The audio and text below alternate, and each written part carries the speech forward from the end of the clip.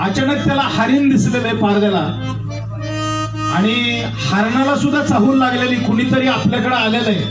हरिण फार चंचल असतं आणि ते इकडं तिकडं पाहून लगेच उठून उभा राहिलेले ते आणि उठवून उभा राहून लगेच एक उडी मारलेली त्याने इकडं तिकडं पाहिलं. कडदा कडदा आधा किट कडदा कडदा आधा किट तका तकत धागी एक उडी मारली. कडदा कडदा आधा किट तका तकत धागी थोडं चालू लागलेलं तरी तका तका पुन्हा उडी मारली. तिनं धादेन दादर तका पुन्हा चालू लागलं. तुम किट तका धागी घेणार तरी कधी